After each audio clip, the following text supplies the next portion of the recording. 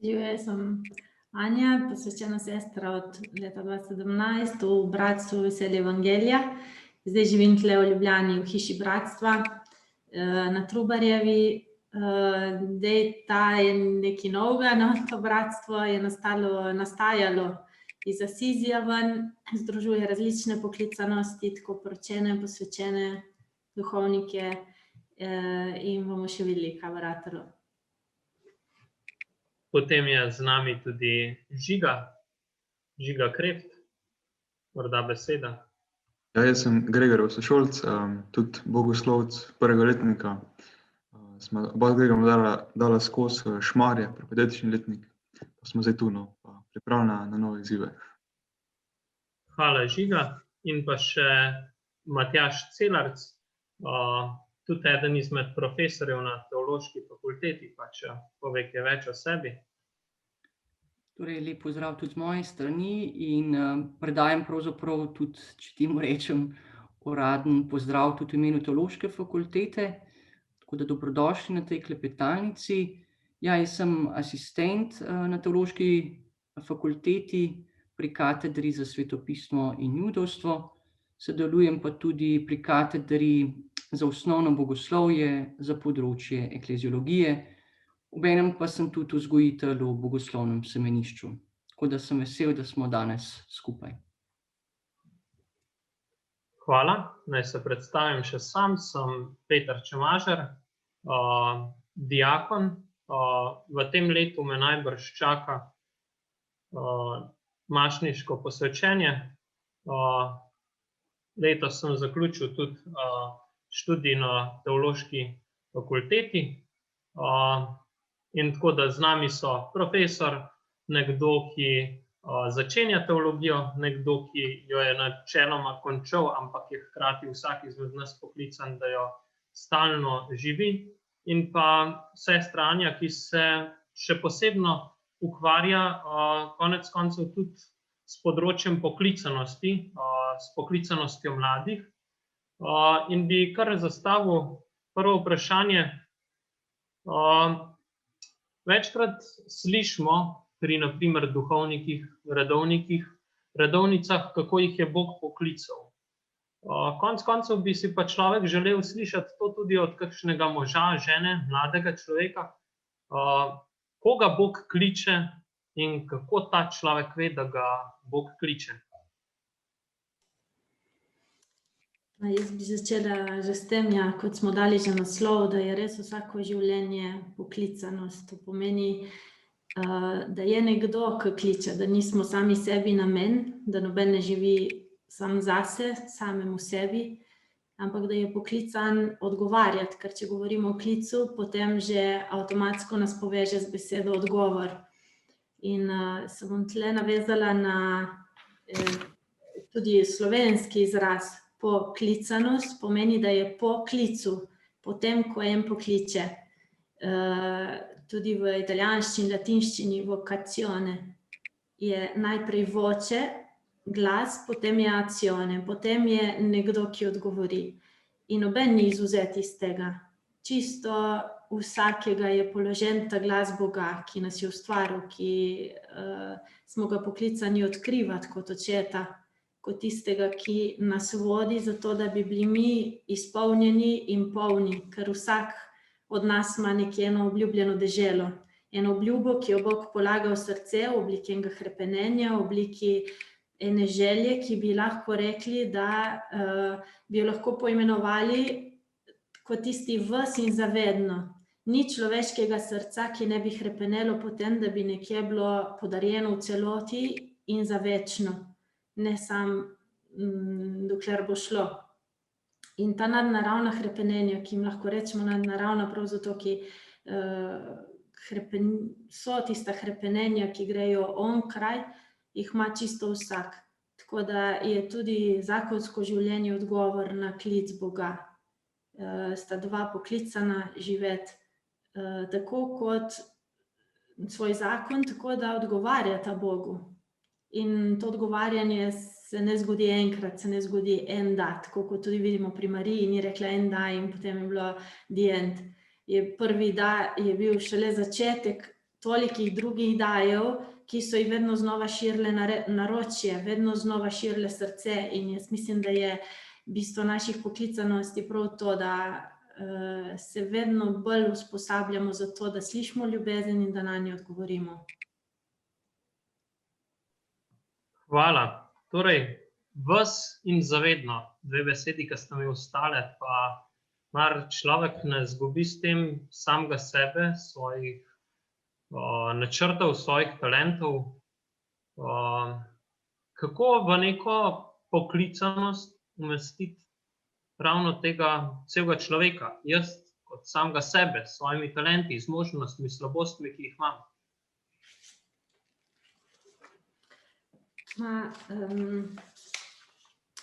Tle najprej, kar se mi zdi pomembno, je očistiti podobo tistega, ki kliče. Ker kar vidim je, da imamo vsi po vrsti čudno podobo v Bogu. In od tega zavisi vse. Kdo je zdaj ta, je res oče, je res nekdo, ki ti želi dobro, ki te želi usrečiti, ali je to nekdo, ki nasedemo tisti prvi skušnjavi, da je nekdo, ki ti hoče nekaj vzeti, ki ti ne privošči, ker to je tipičen tudi oni strah, ne, je še danes prej, ki še mlad na pogovor, jaz se samo bojim, da me ne hoče za župnika ali pa da moram iti v samostan. Ker še zmeraj tista podoba, da je Bog nekdo na preži, ki ti bo nekaj vzel. In tle je prva stvar, ki si moramo vsi priznati, da smo slepi, da z grehom vidimo z dioptrijo, da ne vidimo prav in da je najprej potrebno preveriti, kakšna je ta podoba. In od tega zavisi vse, vsak ima izkušnjo, da če imaš ob sebi nekoga, ki veš, da te ima rad, ma ni problema ga slišati in odgovoriti na njega. Če veš, da če en otrok ve, da ga ima oče res rad, da ga spoštuje, mu ne bo težko se mu zaupati. Medtem ko če mi doživljamo Boga kot enega res nadzornika, res enega, ki je šel na dopust in bo prišel ob koncu času in ti izdal račun, če si pameten, glih ne greš za takim. Tako da je najprej ta vidik, se mi zdi, in gre potem, ko se enkrat Boga odkriva kot to lepoto, to polnost ljubezni, kot tisti izvir, ki ne samo, da te hoče tebe srečnega, ampak tudi tiste, ki so ti poslani. To bi jaz v kratkem rekla, da je razlika med mojo voljo ali pa med mojimi sanjami, ki želim, da bi bila srečna, tako kot vsak, in Božjimi, ki ne samo, da želi izpolniti tebe, da bi bil ti srečen, ampak še vse, ki so okrog tebe. In ko enkrat vstopimo v to logiko ljubezni, ki je za vse, se mi zdi, da je tista lepota, ko odkrivaš, kako Bog uporabi v tem dobrem pomenu čisto vse, naše limite in naše darove, ker tudi darovi niso naši, so njegovi, ki jih je on dal v naše življenje, v naše srce. Vsak ima svoj dar, ampak je zanimivo, da noben dar ni zame. Dostikrat je dar, oziroma velikokrat je dar takrat, ko ga daš v službo drugim, takrat postane dar. Takoj, ko se jaz podpišem pod en dar, pomeni, da postane moja lastnina. Ga uničim, ga pokvarim, ni več dar, ni več za druge. In še ena stvar je, dostikrat, ko mi prejmemo ene darove, jih včasih doživljamo v lastnem življenju tudi kot eno težo, eno breme. Da vedno, jaz sem tak primer enega glasbenika, ki je dobil en talent 100% posluha. Ga je užitek poslušati, ko poje, ga je užitek poslušati, ko igra. Je en dar za celo skupnost. Ko ta človek hodi po ulici ali pa gre poslušati en drug zbor, ki je vse malo štonirano, ki en sam malček štonira v primerjavi z drugim, da človek trpi, je občutljiv na zvoke, on mora s tem živeti 24/24. Je dar za druge in tako dostikrat mi prejmemo ene darove, da nas spomnijo, da so za druge. In isto limite. Mi se tako bojimo majhnosti, se tako bojimo tam, kjer so naše meje. Bog točno tam dela. Točno tam je njegov štart. Tam se mi zdi, ko je naš limit, je prostor še za nekoga drugega. Nas je naš limit spomni, da ne moramo sami, da tudi nismo poklicani sami, ampak da smo poklicani se povezati z nekom. Tako da je lepo bolj, ko odkrivamo Boga kot ljubezen, bolj odkrivamo, da želi sam tisti naš vse, zato da bi lahko iz 5 hlebčkov, 2 ribic ali pa še manj naredil vse tisto, kar je treba in še ostane. Hvala. Pa ko smo spregovorili o strahovih, ki nas včasih odvračajo od tega, da bi res odgovorili na poklicanost, morda Gregor bi znal opisati kakšen strah, s katerim si se tudi soočal v tem, ko si odkrival, kam te Bog kliče, kaj je tvoja poklicanost in kako si na ta strah lahko odgovoril, kaj ti je pri tem pomagalo in kaj bi morda svetoval nekomu, ki se sooča s podobnim strahom. Malo se bom navezal že na besede sestre Anje. Se mi zdi, da glih to neko nasprotje strahu je v bistvu mir, ne? In se mi zdi, da glih to vsak človek na svetu glih to, ko najde neko poslanstvo, ko najde svoje mesto, ko se čuti, da je poklican na pravi položaj, na pravo mesto, se mi zdi, da glih to, da je en dober pokazatelj, en notranji mir. Notranji mir, ko v bistvu človeka tudi pač v trenutkih žalosti, v trenutkih samote, v trenutkih, ko mogoče ne gre tako, kot bi pričakoval, da bi šlo, ampak še vsem, če je v srcu mir, se mi zdi, da je vse možno, da Bog glih to preko miru pošilja in vodi naprej. Zame največji strah, mogoče v prvih obdobjih je bil glih to, kako bojo mogoče drugi reagirali, kako bojo moji najbližji se odzvali na mojo odločitev. In se mi zdi, da glih to, ko nekako tudi ta mir gre tako globoko, da pač se mi zdi, da tudi neko veselje, ki ga potem daješ ven, ti tudi postane mogoče, ti ni toliko, si spet ne ženeš toliko srcu, kako bojo drugi reagirali, ker se mi zdi, da vsak za sočloveka je rad to, da je srečen in če pač prepoznaš pri nekomu, da je srečen, da je miren, se mi zdi, da pol tudi vsi te strahovi se razblinjajo. Hvala, Gregor. Smo pa še vseeno trenutno na konec koncev informativnem dnevu Teološke fakultete. In zakaj tukaj govorimo o poklicanosti? Ima to kakšno povezavo? Nas lahko Bog kliče tudi kot biti teolog? Pa bi morda povabil ravno tukaj Matjaža, našega profesorja, ki je tudi študiral teologijo nekaj časa v Ljubljani, nekaj časa v Rimu, če bi nam dal na to tudi kakšen odgovor. Poklic teologa, poklicanost teologa. Kaj bi lahko odgovoril na vprašanje, konec koncev kmalu bo Prešernov dan in Prešeren je rekel, vprašal, veš poet svoj dolg? Veš teolog svoj dolg, kaj je dolg teologa, kaj je njegova poklicanost? Peter, hvala za vprašanje. Zdaj, po eni strani se mi zdi, da nekaj biti teolog, tisti, ki razmišlja o besedi Boga, ki nas kliče v življenje, ki nas postavlja v življenje, velja na nek način za nas vse. Prav teolog, tisti, ki pa želi to globje motriti, se mi pa zdi, da tudi to je ena življenjska poklicanost.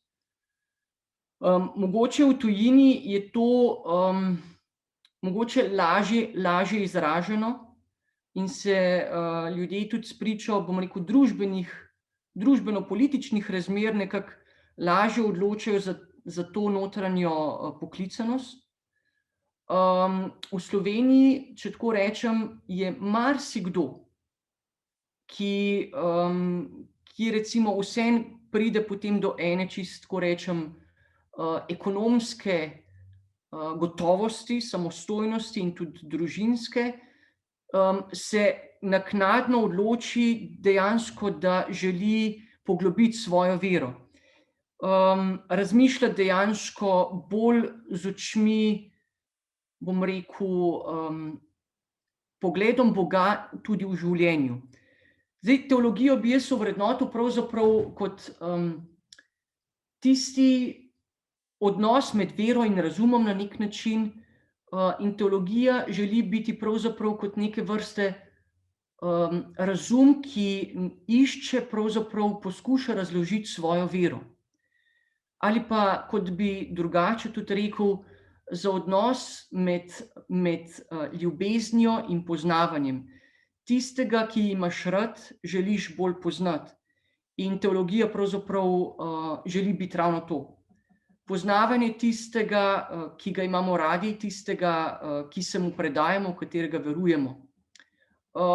In to se mi zdi, in tukaj mora priti pa pravzaprav do odnosa, ne? Tako kot bi lahko tudi en teolog, bom rekel, in tudi to imamo, nekdo, da bi študiral teologijo zgolj kot neke vrste znanstveno panogo, tako rekoč brez vere, tudi to je navsezadnje možno, samo se mi zdi, da teologija kot študij mora narediti tudi korak naprej, je povabilo v oseben odnos z Bogom.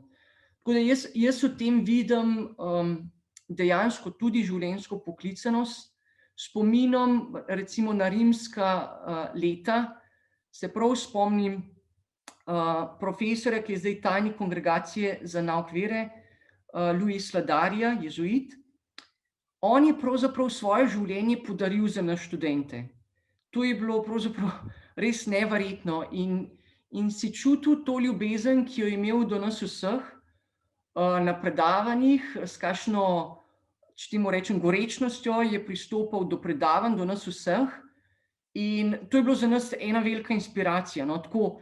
In v tem sem dejansko začutil ravno odgovor, Peter, na to tvoje vprašanje. Ja, on dejansko je živel kot, bom rekel, tudi biti profesor teologije na eni teološki fakulteti kot svojo življenjsko poklicanost in poslanstvo. Torej bi lahko za njega veljale Don Boscove besede: za vas živim. Hvala za ta izčrpen odgovor. Hkrati je z nami tudi Gregor Celestina, duhovnik in hkrati špiritual v Bogoslovnem semenišču v Ljubljani. Pa bi prosili tudi njega, če bi nam morda povedal kakšno svojo misel o pomenu teologa v tem svetu, kaj lahko prinese temu svetu, ki konec koncev tava in se išče, kaj mu lahko teologija prinese.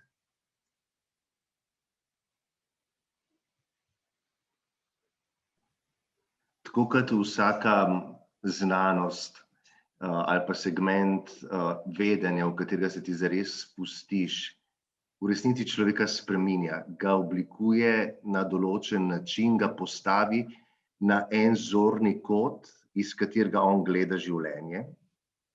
Tako je tudi s teologijo. Potem, ko odkrivaš Gospoda, ga motriš, kot je govoril Matjaž, in vstopaš v odnos z njim, te to nujno spreminja. In gledaš vedno bolj tudi na svet okrog sebe iz tega zornega kota. In današnji svet potrebuje kriterijev, s katerih bomo kritizirali svet, bomo gledali svet. V tem času tako razdrobljenim, polnem tako nasprotujočih si informacij in ljudi, ki so zmedeni od vsega, kar srečujejo, mi potrebujemo en kritičen pogled.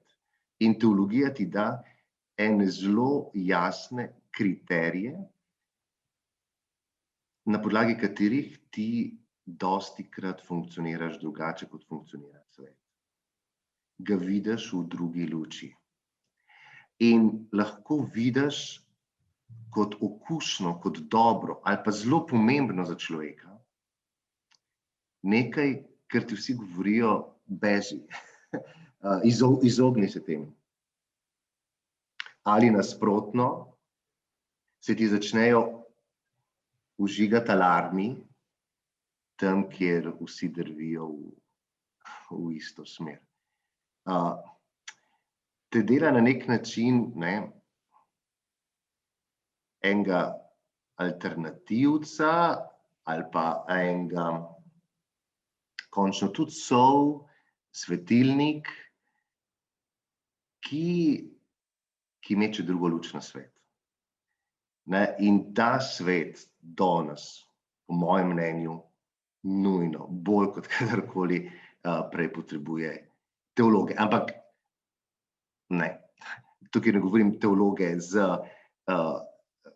diplomo teologa, ne, ampak teologa. Tako kot seveda mi ne potrebujemo fizikov z diplomo fizike, ampak potrebujemo fizike, ki bodo razmišljali kot fiziki in bodo gledali na svet kot fizike, ker to spreminja svet in razvija svet. Fiziki, ki so fiziki, ne. Evo, isto je to. Najlepša hvala. Pa, ko se spominjam svojih obiskov informativnih dni, je bilo eno mojih ključnih vprašanj, ko sem prišel do stojnice, ker takrat še nisem vedel, da bom se odločil za teološko fakulteto, je bilo, pa je zaposljivost na tem področju. Spomnim se, kako sem enega študenta vprašal arhitekture, kako je pa s službami. In me ravno tukaj tudi zanima, kako je s službami teologov. Je zaposlitev, se da s tem preživeti. Morda kot odgovor povabim Žigata in pa še Matjaža, potem bomo pa odgovorili še vprašanje iz našega četa. Hvala.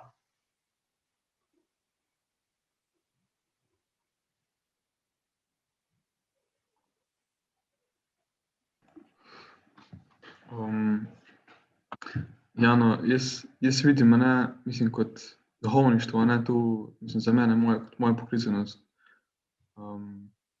Mislim, da se bo dalo preživeti, no. Ker jaz mislim, ne gledam to pač z nekega ekonomskega vidika ali pa kaj, ampak v bistvu bolj, tako pa že Gregor rekel prej, to, da v bistvu, da bo sreča tisto, kar je ključno pri tem. Sam to pa ziher znajo boljše razložiti, če duhovniki, ki so že v tem, pa ki že živijo. Najlepša hvala. Pa morda potem malo bolj natančno še vseeno bi prosil gospoda Matjaža, če pove, v kaj se lahko konec koncev nekdo, ki se odloči za študij teologije, usmeri. Torej, je zgolj duhovništvo tukaj, je duhovnik tisti, ki je teolog, poznamo še kakšno drugo možnost, da postaneš po poklicu potem, ko si teolog. Kako to poteka, no? Koga vse srečamo na teološki fakulteti? Jaz bi mogoče navezal to malo nazaj, nenazadnje tudi na Gregorja, ki je govoril o tem, se pravi, teologija in teolog te želi spremeniti. In tako kot imaš na različnih fakultetah različne ljudi, ki so, bom rekel, najprej v življenju, različno odprti, če tako rečem, in pol tudi nenazadnje svoje poklicanosti različno odprti, tako to isto logiko vidimo nenazadnje tudi na teološki fakulteti. Jaz sem zdaj v teh nekaj letih, kar sem tukaj, sem videl dejansko obe drži. Nekaterih ljudi, ki so odprti, ki jih stvari zanimajo in ki jemljejo stvari z veliko žlico. Pa ne samo teologijo, ampak tudi stvari tudi na drugih področjih. In zdaj teolog dejansko se mi zdi, ne gre zdaj samo za, bom rekel, en študijski pult in boš prebral 10.000 knjig in pol boš vedel o Bogu in boš to govoril naprej. Gre pravzaprav za nekaj bistveno širšega.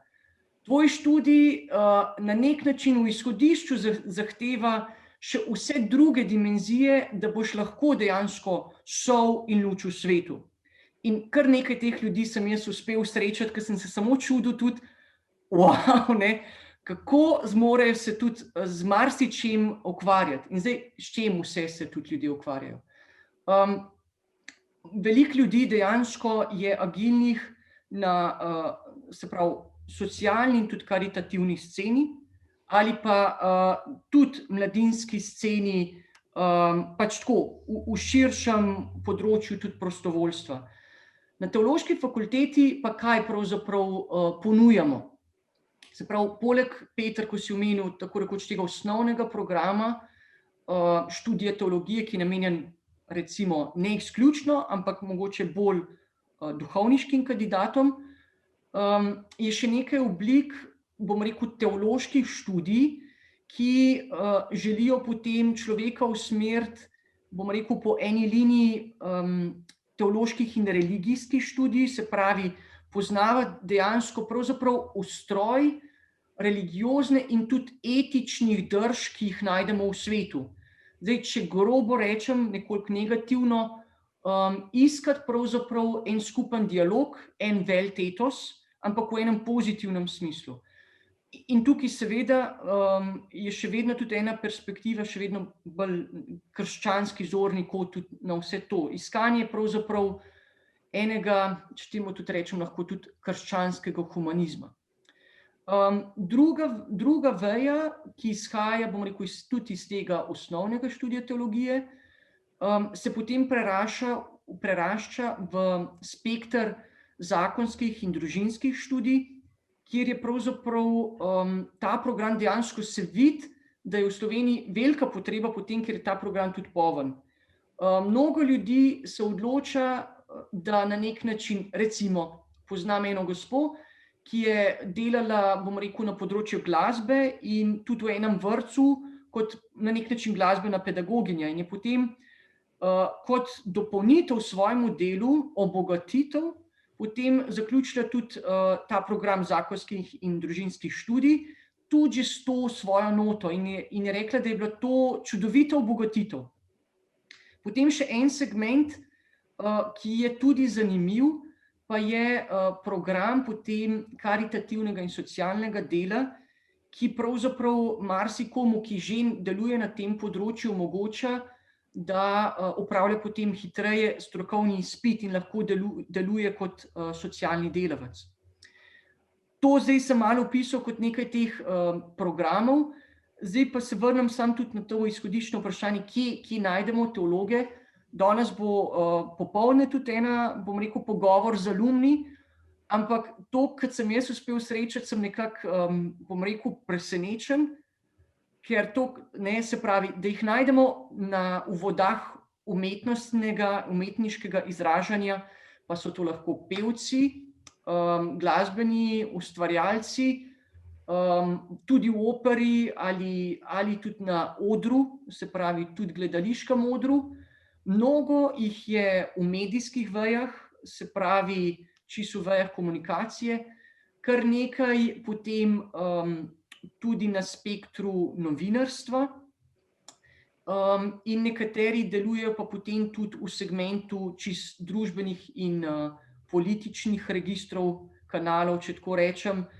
Tako da jih marsikje zasledimo, najdemo, kar pomeni, se pravi, tako kot ne nazadnje tudi za druge študijske poti, težko bi rekli, razen morda za nekatere spektre naravoslovja, da greš recimo študirati na elektro, pa dobiš v drugem letniku ponudbo enega podjetja, da ti da v bistvu štipendijo in dobiš takoj za tem službo. Tako kot tega že težko govorimo o tem v naravoslovju, tako pravzaprav težko govorimo o tem tudi pri družboslovju oziroma teologiji sami.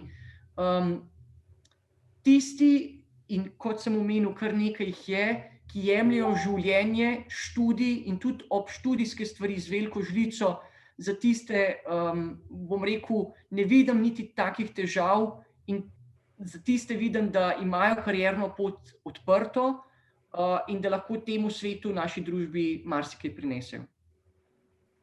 Torej, delo se najde. Najlepša hvala. Hkrati bi tukaj potem zdaj postavil to vprašanje, ki smo ga dobili v chat.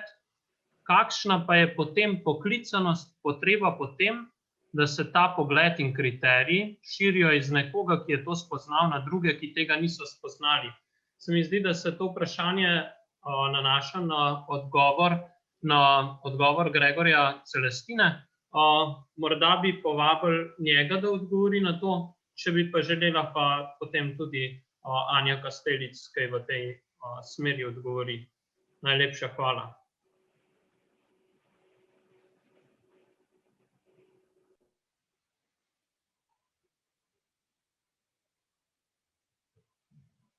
Torej, kakšna je potem poklicanost, potreba potem, da se ta pogled in kriteriji širijo iz nekoga, ki je to spoznal, na druge, ki tega niso spoznali. Pa morda potem kar sestra Anja. Še mikrofon, če lahko. Gregor, kar dej. Jaz mislim, da sta dva vidika tukaj. En vidik potreba potem, da se širi ta pogled, ki ga daje Bog naprej na druge, je pač čist eksistencialna potreba posameznikov, ljudi, okrog s katerimi mi živimo. Ljudje, ki jih danes ta svet pritiska in stiska s svojimi zahtevami, ki so tokrat negacija človeka. In je slišati to oznanilo, se odpreti Božjemu pogledu, tako kot priti nad vodo, potem, ko si bil že 10 minut spodaj. To je en vidik. To je prav čist oseben. In zato imajo, če se navezam na Matjaža, teologi tako zelo pomembno mesto v vseh teh službah, ki se ukvarjajo vsaj delno s človekom. Mi danes sploh težko rečemo, katere od služb, ki jih danes poznamo, jih bomo poznali že čez 10 let, kaj šele čez 20. In to, kar ti zdaj študiraš, kar je super, zato ker ti oblikuje, ker te spreminja, ker te v eno smer oblikuje. Ampak to, kar boš ti delal čez 20 let, nimaš pojma. In teologija in teolog in pogled teologa je pravzaprav en zorni kot, ki te uči umeščati, ukoreniniti tvoje bivanje v eno širšo in globjo zemljo. In zaradi tega postaješ kaj? Bolj fleksibilen, se učiš sprejemati in se odzivati na življenje, kakršno je. In ga živeti, da se malo navežem na čist na začetku, kjer je Anja začela. Ker sreča ni nek način življenja, ko postane življenje v skladu z mojo škatlico, in kadar je vse tako, kot jaz hočem, zdaj pa smo srečni, ampak srečen postaješ, ko življenje lahko začneš sprejemati, kakršno je.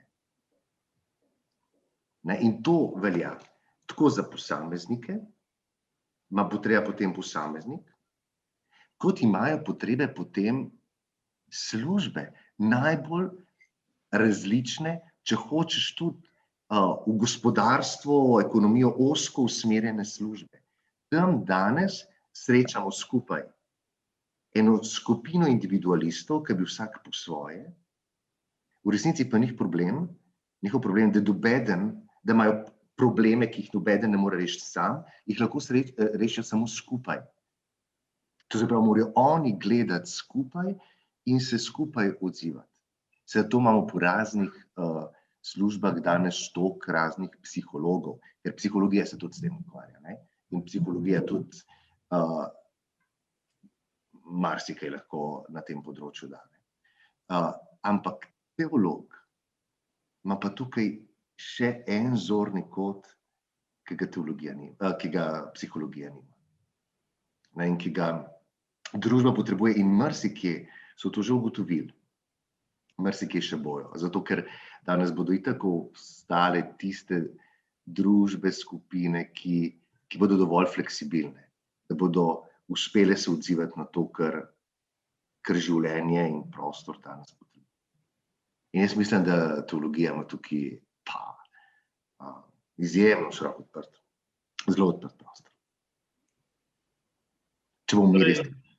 Torej bi lahko na to vprašanje odgovorili konec koncev svetopisemsko podobo, kaj se je zgodilo z učenci, ko so prejeli Svetega Duha, ko so dejansko na nek način dojeli, vstopili v to, kaj se je zgodilo na velikonočno tridnevje. Oni so takrat šli in oznanjali, so mogli sporočiti drugim. In to je bil njim osnovni kriterij, pod katerim so potem gledali celotno svoje življenje, do te mere, da jih ni ustavilo ne preganjanje, ne mučeniške smrti, ne kamnanje Štefana konec koncev. In je to v njih delovalo kot neka živa sila, ki jih je vlekla naprej. Konec koncev do tega, da so dali samega sebe za to oznanilo. In ja, konec koncev teologija odgovarja na naše hrepenenje, na naše življenje do te mere, da če res človek sprejme Božjo besedo, si konec koncev upa dati zanjo življenje. In tako teologija ni več nek poklic, ki bi ga človek opravljal od 8 do 4 popoldne, se vrnil domov in tam poskrbel za ostalo, ampak je poklicanost teologa nekaj, čemur posveti res celotno svoje življenje. Pa če je ta njegov delovni dan dolg od 8 do 4, če dela nekje čisto drugje, kjer morda si teologa sploh ne bi predstavljali, ampak je še vseeno tam teolog. Kot igralec, kot ustvarjalec filma, kot duhovnik, kot redovnica, kot moški, kot mati, kot mož, žena. Ja, morda tukaj še Anja? Ja, jaz bi se tukaj navezala na to, da bi bilo fajn, da ločimo poklic pa poklicanost. Ker zagotovo teolog je poklic in je pomemben poklic in dragocen poklic, ni pa isto kot poklicanost, kamor potem spada tudi evangelizacija in vprašanje, ki se je nanašalo na to. In se mi zdi, če se ustavim čisto malo pri študiju kot takem, ki te pripelje do enega poklica, ki je v službi poklicanosti, tako kot mora biti, ne vem, fizik, to, da sem jaz fizik v službi moje poklicanosti. Študij je tisti, ki ti pomaga dati ena orodja, tako kot je rekel že Gregor, ki ti razširi pogled, ki ti omogoči, da lahko vidiš drugače ene stvari. Ampak tudi tlele je past, ker sploh v študiju teologije, ker dokler ostajamo mi tisti, ki hočemo razumeti Boga, smo vedno zgrešili pot. Ker na koncu je bistvo to, da te on najde, ti lahko ena orodja pomagajo, da globlje vstopamo v besedo, na koncu je Božja beseda tista, ki mora najti človeka. In se mora zgoditi tisto srečanje, kjer gre za to, da se začne prepletati. Tako študij kot življenje, da začneš brati tudi stvari skozi življenje. In na drugi strani se mi zdi, da vedno, ko mi pristopamo v eno vedo, hočemo najprej razumeti zato, da bi potem ljubili. Bog nas pa vedno prosi lih obraten vrstni red, da najprej vzljubimo zato, da bi počasi razumevali. Zato, da bi počasi vstopali v skrivnost. In tle eno pomembno mesto, ki ga bodo vedno imeli teologije, prav dati ta pogled v svet, ta drugačen pogled. Ampak tle bi vseeno je ločeno to od pa samega, da smo govorili, kje dobiti službo potem, kje delati kot teolog. kaj pa poklicanost, ker pri poklicanosti gre pa za vprašanje tvojega srca v celoti, življenja, komu ti podariš življenje v celoti, komu ti podariš svoje srce, gre pa za en odnos. In ni isto kot biti teolog. Biti teolog se lahko spremeni v eno vseživljenjsko poslanstvo. Ni pa to isto kot biti poklicanost, kar pomeni biti oče, biti mama, biti duhovnik, biti posvečena sestra, gre za čisto nekaj drugega. Kjer gre res za to vprašanje, komu ga podariš. Ali preko nekoga Bogu, v enem ekskluzivnem odnosu, kot sta mož in žena, ki hodita potem naproti Bogu, ali direkt v tem smislu njemu in potem naprej ostalim bratom in sestram. Tle se mi zdi fajn, no, da to ločujemo. In vprašanje evangelizacije, ki ga je postavil Mark, ali kako dati to naprej, se mi zdi, pa gre res za to, da ko enkrat začnemo dišati po ostalem, ko enkrat se čuti, da smo srečali Kristusa, da nas je on našel, potem gre za način življenja, ki bo pričeval, ne toliko s tem, da bomo ne vem kaj delali, ampak prav način, kako bomo med sabo povezani, način, kako bomo živeli, bo tisti, ki bo prinesel nov okus v ta svet. Je pa vezano res ponovno na naše srce, koliko se je srečalo za res živo besedo s Kristusom, ki te sme preoblikovati, te sme spremeniti. To mogoče bi tle dodala.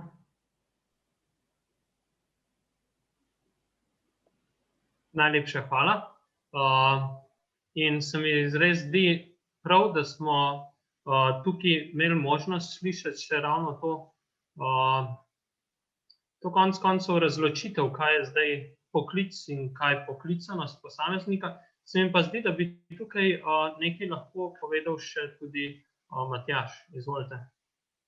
Anja, res hvala za to, da se spomnimo, se pravi, ko govorimo o poklicanosti, da gre dejansko za temeljno odločitev človeka, tisti v njegovi globini, v srcu, in da je dejansko vsak od nas res poklican k tej iskrenosti, da to v sebi v globini odkrije, kam ga Gospod kliče. Ali to, če temu rečem, posvečeno življenje ali poročeno življenje. In znotraj tega, se rojeva poklic oziroma pol poslanstvo v življenju. Kar sem jaz mogoče samo na tisto vprašanje želel, bom rekel z enim primerom, Anja je na nek način tudi rekla, če mi vstopimo v Boga, nas to pač preoblikuje, kot da bi rekel, ne samo vsebino, ki jo smo mi spoznali, ampak tudi naše življenje mora pač v formi se spremeniti. In mene tukaj nagovarja dejansko Jezus sam in njegovo srečanje z dvema Emavškima učencema. Kako on do njiju pristopa, ko ona dva mislita, da imata že vse kriterije za razumevanje življenja. In pravzaprav v tem se mi zdi, to je meni res, Jezus pač me uči. Ne obsoja, ampak vprašuje, kje sta ona dva, kako ona dva pač gledata na stvari, ju želi najprej slišati. In tudi, ko pristopamo pač v svet, pa bi rekli, sej meni pa jasen, je seveda, da najprej tudi vprašaš potem nekoga drugega, kje sploh on je, kako sploh on vidi stvari, in ga pol preko tega na nek način popeljati v eno drugo, tudi preko vprašanj, popeljati v eno drugo resničnost, da mogoče sam prepozna, da tisto, kar se njemu zdi, da so edini kriteriji življenja, da mogoče ne dajo pravega okusa. In bom rekel, na ta način prepozna, da so tudi stvari še bistveno globje in večje. No, to sem želel samo še en odmev dodati. Najlepša hvala.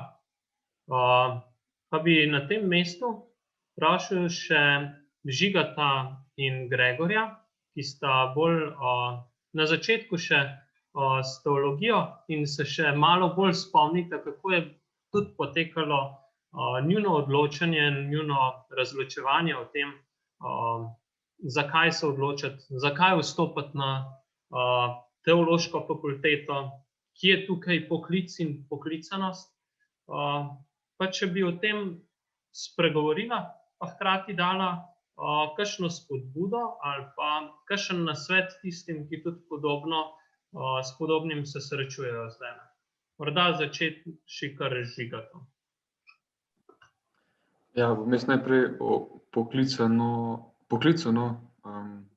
ker se mi da pol poklicanost šele zdaj, ki bi rekel, spoznavam pa tudi v bistvu občudujem.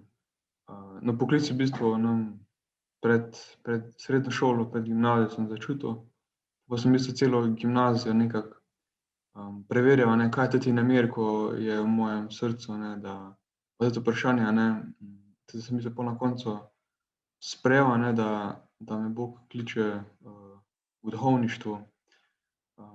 Pa pol v bistvu itak se to še ni končalo, pa v bistvu še zdaj, odkrivam, kaj je to duhovništvo, kaj Bog misli s tem. Pa tudi se mi zdi, da še tudi v prihodnjih letih še ne bom dobil natančnega odgovora.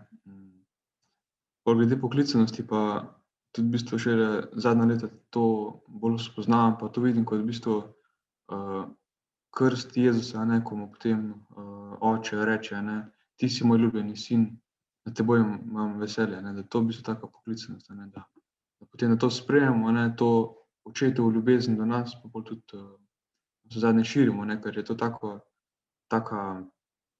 taka energija, ko ne moreš zadržati za sebe. Pa nujno potem, da to vodi tudi k drugemu. Tako da to bi rekel, poklica v poklicanosti. Najlepša hvala. Še Gregor? Ja, jaz tudi, če pogledam za nazaj, se mi zdi, da me je Gospod nagovoril glih na eni točki mogoče, ko sem se pač glih to že študiral na prejšnji fakulteti, potem tudi imel neke cilje v svojem življenju, neke lastne želje, ki sem jih mogoče želel uresničiti.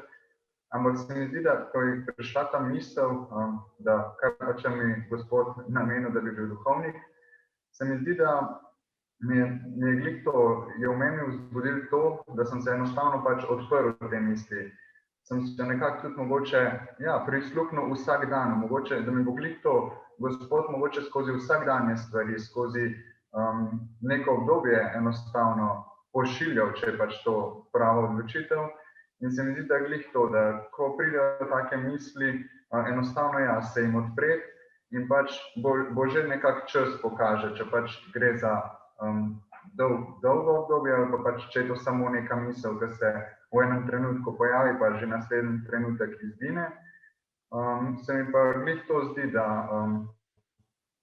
enostavno poklicanost je nekaj takega, kar zadeva celega človeka. In se mi zdi, da tudi nekako, če se navezujem na to poklic, bi lahko rekel, enostavno poklicanost ni samo neka znamka, ki jo imaš na sebi, ampak je v bistvu se prepoznava po tvojem delu, po tvoji vsakdanjosti. Torej to, kar nekako, da živiš to, kar ti je Gospod namenil res v tistem trenutku, v vsakdanjem trenutku, v vsakem odnosu. In to je nekaj, da ne ločimo, da v enem okolju bom tako, pol v naslednjem pa že nekaj drugače. Ampak se mi zdi, da to te zadeva celega in te nekako te spremlja. In se mi zdi, da tudi podobno je bilo pri meni, da enostavno, ko sem se sam znotraj sebe mogoče spraševal, potem, ko sem tudi podelil določenim osebam, se mi pa tudi tako zdelo, da kako Božja previdnost v bistvu deluje, da so se mi odpirale stvari, ki me mogoče že Gospod pred to mislijo, mogoče mi pošiljal neka znamenja. Pa tudi to predvsem je pomembno, da tudi mogoče drugi nekako opazijo to, da klic v bistvu ni samo nekaj, kar se v meni, ampak tudi, da nekako mi mogoče nekdo drug kaj sporoča, ker se mi zdi, da Sveti Duh deluje preko različnih jezikov, preko različnih ljudi in glih to, če se mu odpremo, nam marsikaj že pač sporoča tudi preko drugih, tudi preko tiste minimalne vsakdanjosti, ki jo doživljamo. Ja, tukaj je bilo veliko besed od nekaterih, ki so konec koncev na nek način že ugotovili, smo že ugotovili, kam nas Bog kliče, pa hkrati ugotavljamo to vsak dan samo. Kako bi pa mogoče odgovorili na eno vprašanje,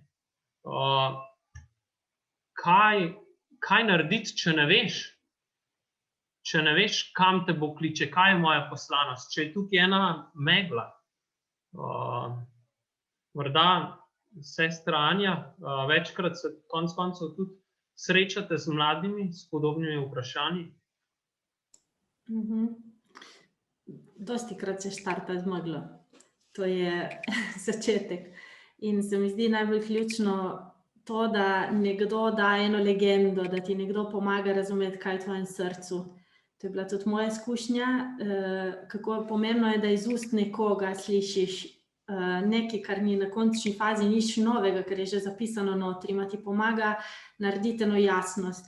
In se mi zdi tle, da prva stvar, ki jo mi dostikrat mešamo pri teh poklicanostih, je, da štartamo takoj, kaj hoče zdaj Bog od mene, ima že napačen odgovor, napačno vprašanje.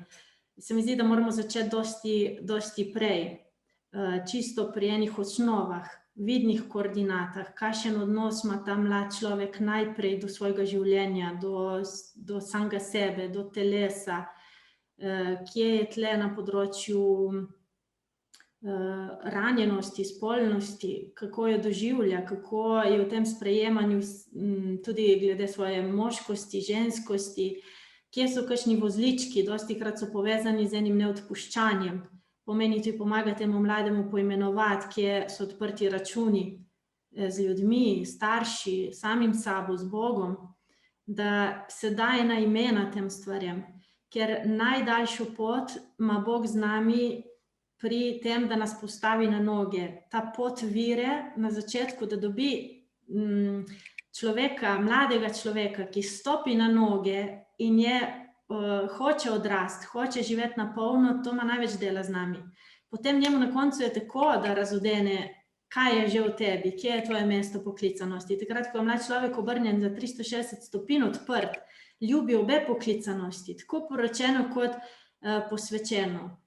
In takrat Sveti Duh ne vidi ure, ko mi čaka, da ti razodene, kaj je tvoje, ki je že notri, ki je pod poklicanosti, ki odkrivaš celo življenje, že iz dejstev, ki so bili v tvojem dosedanjem življenju.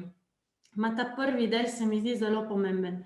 Ta zares preideti iz smrti v življenje, ta prvi del, da se spraviš tudi s svojimi koreninami, svojo zgodbo, samim sabo, da znaš poimenovati ene stvari. In potem tudi sledi ta preverba, koliko živiš zares en živ odnos s Kristusom, ki mi ga lahko študiramo in uide, on pobegne, ni da se nam pusti ujet. Tam, ki so ga množice hotele zadržati, on šel naprej. Je prav, koliko lahko en mlad človek že zares stopi v ta živ odnos s Kristusom, tle spada tudi to očiščenje podobe, ki sem prej govorila, kdo je, a je res lahko en ljubeč oče, a res lahko že razkrinkamo to skušnjavo, da ti bo nekaj vzel. In potem pridemo na to tretjo fazo, ki je eno dolgo učenčevstvo, ki je tudi ena dolga pot, ko se učimo živeti evangelij brez privilegijev evangelija. Ko se začneš učiti odgovarjati Kristusu, zato ker je Kristus in ker on kliče, in ne zaradi tega, ker se bo nekaj videlo, ker bo nekdo zaploskal, ker bo nekdo ne vem kaj. Prav živeti evangelij v vsakdanjem življenju. Je eno dolgo obdobje, ki je prav, da se tudi pomaga mlademu, da res postane evangelij tvoje življenje in da začneš evangelij brati s svojim življenjem, da gre to skupaj in da Kristus pride res v vsako poro življenja, povsod. In v tej tretji fazi, tudi učenčevstva, je ključen ta preobrat, ki ga ne naredimo sami, ki ti mora nekdo pomagati, zato je tle nujna tudi to spremstvo, ki bi moglo biti bolj razširjeno. Ma prav, da preideš iz te zavesti, da so drugi zame, ker mi dostikrat poklicanosti dojemamo, da so drugi v službi tega, da bom jaz dobro v življenju. Ma ni res. Poklicanosti se zgodijo takrat, ko mi najprej odkrijemo sebe kot dar, ko najprej odkriješ, da ti je nekdo že vse dal, da si ljubljen. Takrat, ko si ti dar, greš lahko v daritev, ker se daš ti samega sebe drugemu, ker poklicanosti so zato, da dam svoje življenje na razpolago bratom in sestram, ostalim, da pride ta preobrat. In potem lahko šele, ko zgradimo vse te temelje zdrave, preidemo v to vprašanje specifične poklicanosti, ki sta v temelju dve, zakonsko posvečeno življenje. O tem ful lepo govori Jezus v Matejevem evangeliju 19. poglavje, od 11. do 12. vrstice, kjer zelo lepo razloži tudi, zakaj samskost kot taka ne more biti poklicanost v temelju. Vse zgodi in bo on iz nje naredil, kar se da lepega, ma v temelju ne more biti poklicanost, ker so druge stvari zapisane v nas, ker srce mora biti podarjeno nekomu, konkretno. Ljubezen je vedno konkretna, utelešena. In tle gre potem za to, da se pomaga tudi z različnimi orodji, videti, kako je srce mladega ustvarjeno, ki je že narejeno, je že zapisana notri poklicanost. Kakšno obliko ta ljubezen dobiva v mojem srcu. So razna orodja, ki se pomaga razločiti in potem gremo naprej v eno odločitev šele. To je zadnja faza, vrh ledene gore. En velik del od spodaj je prav postaviti ene trdne temelje, ki so v sprejetju življenja, sebe, telesa, pravi način, tudi spolnosti in vsega tega, kar nam je podarjeno, videti, kje so rane in potem preideti do enega odločanja. Gre, bi lahko rekli z drugimi besedami, tudi za eno pot, da ima največ dela z nami Bog, da nas nauči biti najprej sin, najprej hči. To je ves ta prvi del, ne? Da sprejmeš življenje, da sprejmeš, da si dar, da stopiš na eno pot sprave samim sabo, svojo družino, da tudi na pravi način odideš od primarne družine. To je velik problem danes zvestobe. Ne odhod od doma, tako v zakonskem življenju kot v posvečenem. Je to velik problem.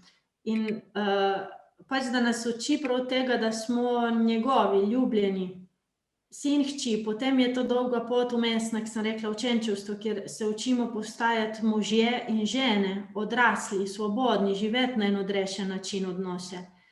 Ne na psihološki ravni, ker mi pašeš, sem s tabo, potem, ki mi ne pašeš, te moram malo odrezati, če nisi po moje, te vržem ven.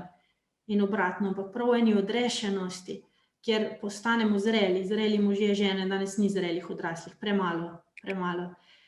In potem preidemo v to specifično poklicanost, ki je po vprašanju očetovstva, materinstva, kjer gre že tam, kjer ti daš življenje za druge. In to je duhovno očetovstvo, materinstvo, tako v zakonskem življenju, kot v duhovništvu, kot v posvečenem. To je zadnja faza, se ne začne z materinstvom in očetovstvom, je najprej ena dolga pot prej. To mogoče, tako, en zemljevidek. Najlepša hvala.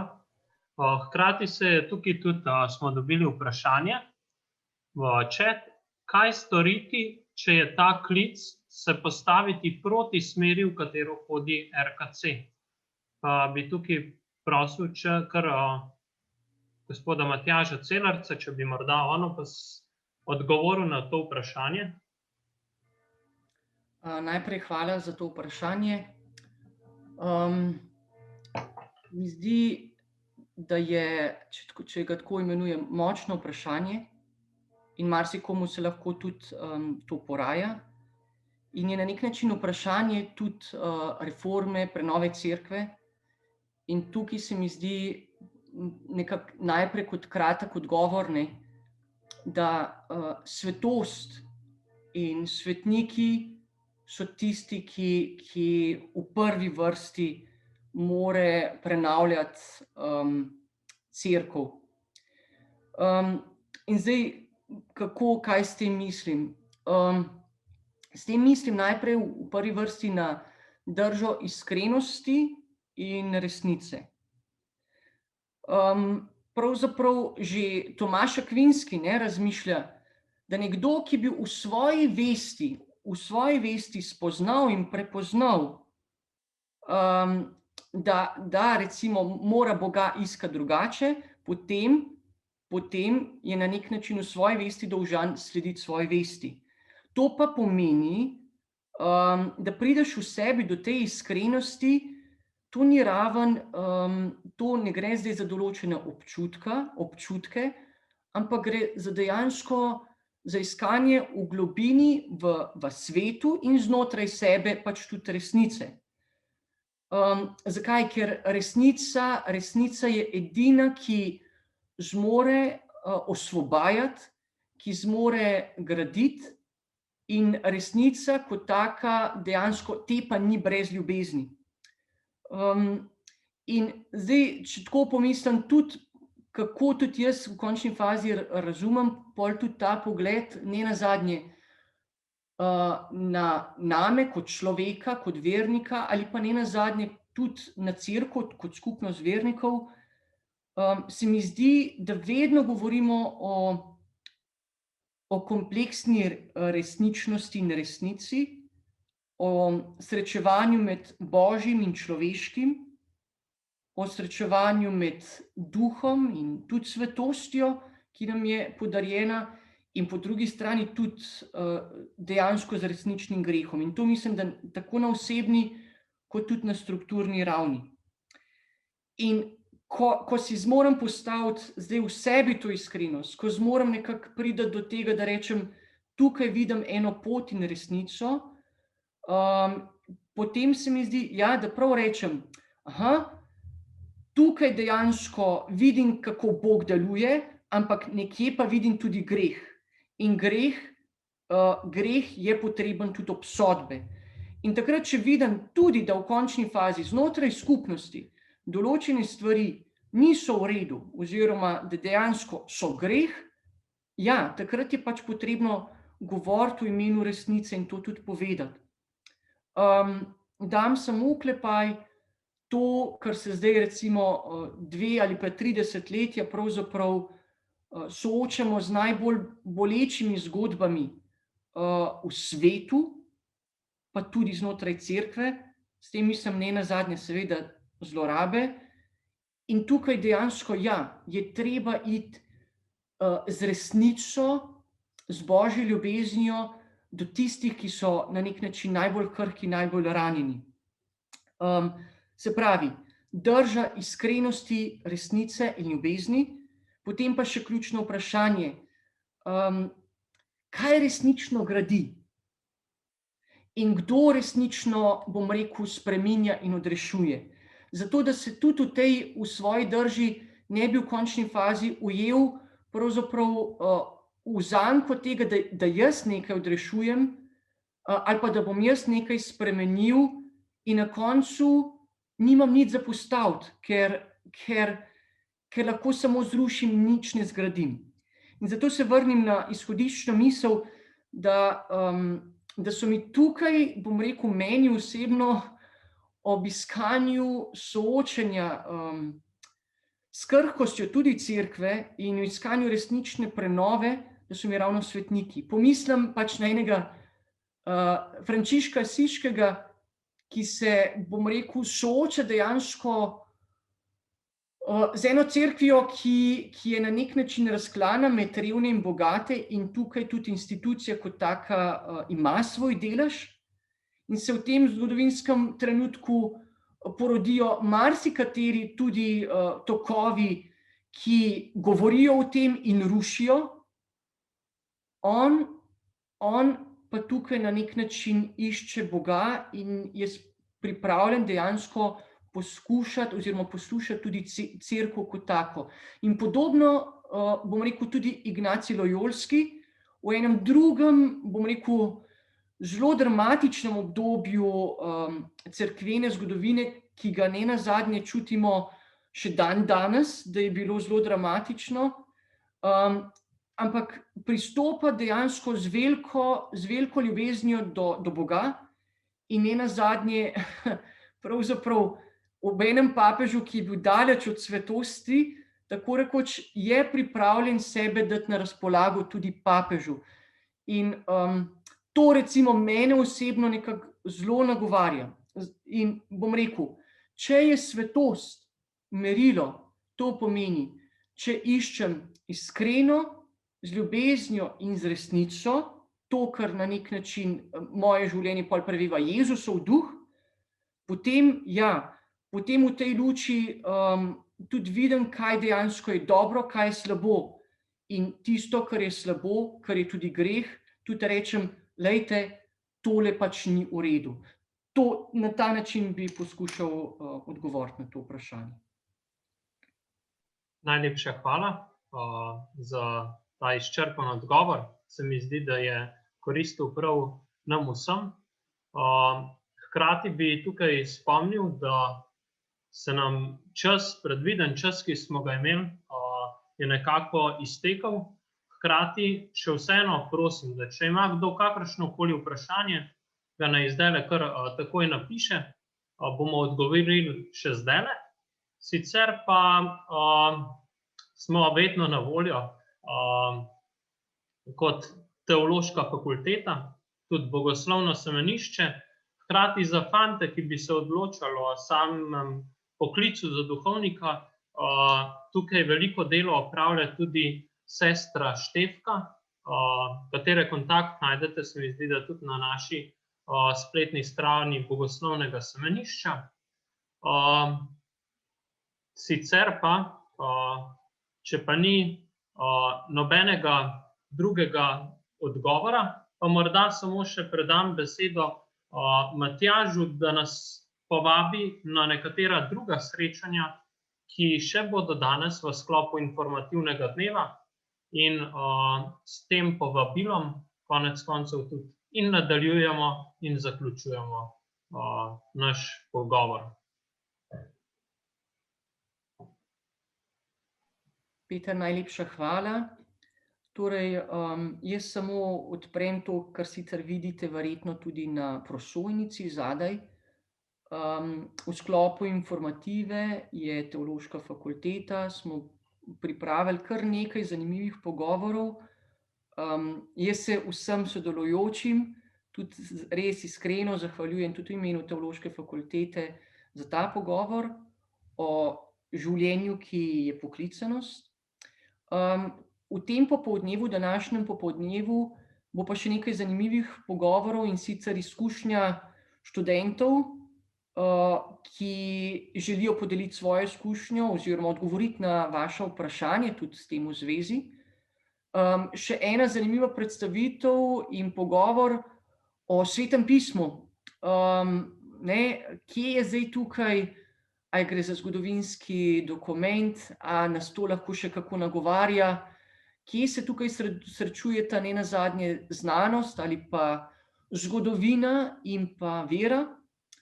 Potem pa danes smo tudi že omenjali nekaj poklicev, kariernih možnosti. O tem boste lahko prisluhnili nekaterim alumnom Teološke fakultete, ki bodo podelili svojo zgodbo, in mislim, da bo zelo zanimivo. V jutrišnjem dnevu smo pa malo pogledali v nebo, pa je kazalo, da pravzaprav ne bo čisto vabilo na kakšnemu hribolazenju ali kaj takega, zato smo rekli, da je primerna pa vsaj ena klepetalnica o tem, da smo tudi mi pravzaprav inkarnirani, se pravi, da živimo v telesu, naša duhovna duša, deluje znotraj telesa, in zato en pogovor o športu in duhovnosti. In ob zaključku sobotnega dopoldneva pa še en pogovor oziroma predstavitev pravzaprav spletanja na nek način tudi monoteizma, 3 monoteizmov v, dveh svetih knjigah, Svetega pisma in pa Korana. Tako da k vsem tem delavnicam oziroma pogovorom vas v imenu Teološke fakultete vabim. Vsem sodelujočim in vsem prisotnim pa na tem sedanjem pogovoru resnično hvala za obisk. Hvala za to povabilo. Hkrati smo pa vmes dobili še eno vprašanje, ki se mi zdi vredno, da ga odgovorimo.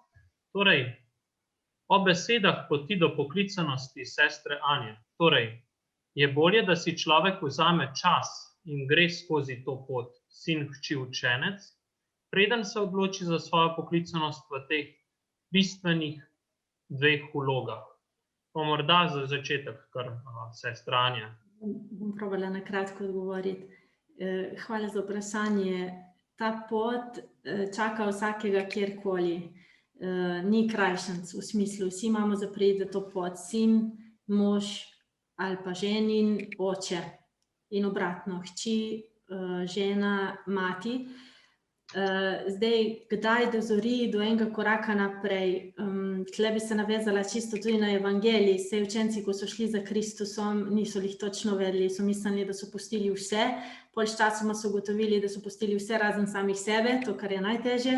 In so šele na poti odkrivali, če samo vzamem Petra, koliko časa je on mislil, da je že tam in da je že vse razumel, in dokler je on mislil, da je razumel, ni razumel nič. In je prav mogel iti skozi svojo veliko noč ob učeniku, zato da je lahko rekel tisti na koncu, ti veš vse. Tako da ni zdaj to matematično. Najprej to, potem ko je to zaključeno, je to, ker zaključeno ne bo nikoli. Ves čas postajamo odrasli, ves čas odraščamo, ves čas imamo še kaj za umreti sebi in dati več prostora Bogu.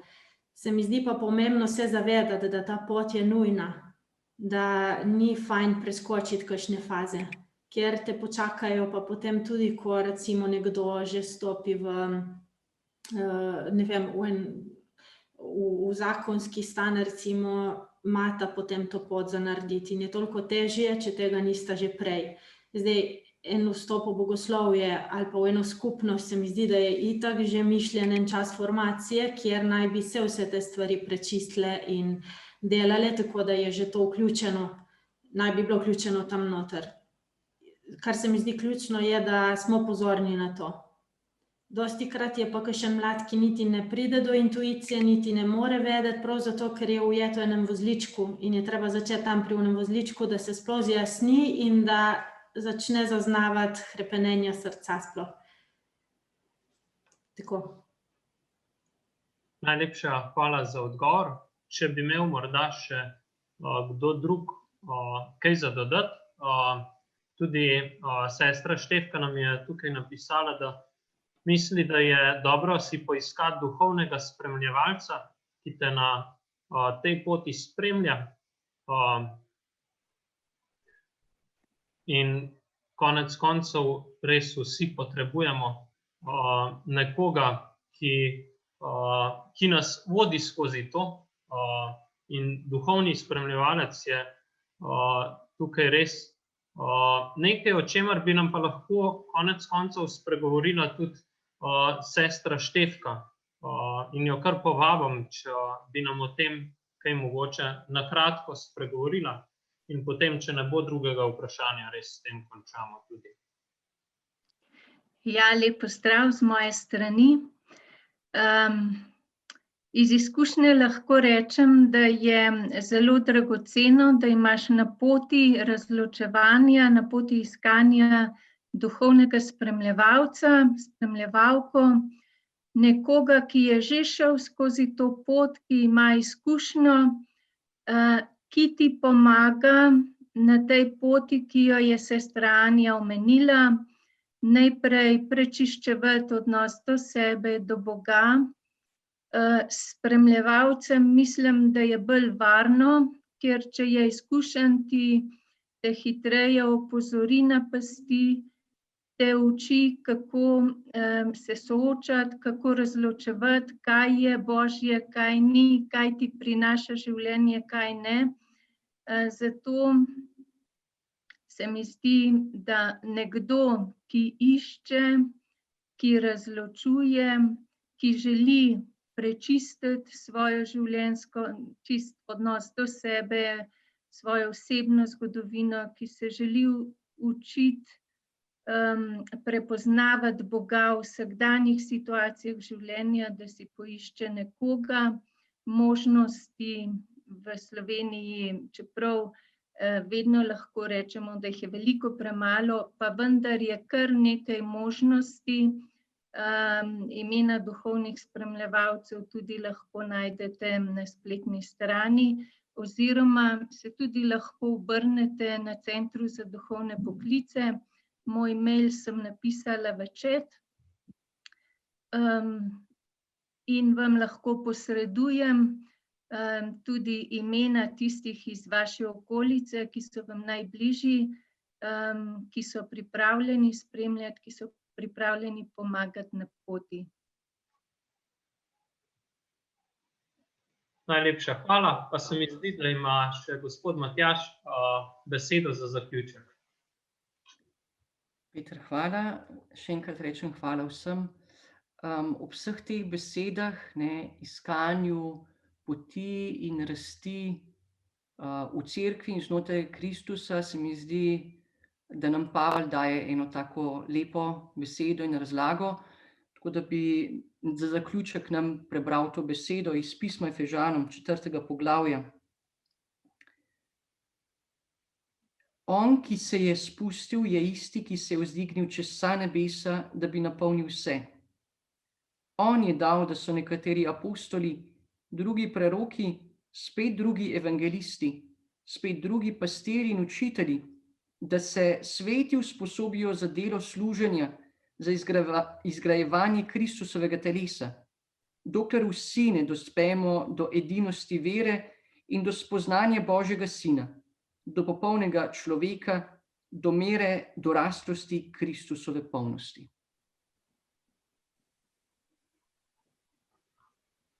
In s to besedo rečem hvala in mislim, da nas Pavel vabi, da odkrijemo v sebi, ki nas Gospod želi in da tam služimo in rastemo v Kristusu. Hvala vsem. Hvala. Nasvidenje z Bogom. Hvala, adijo.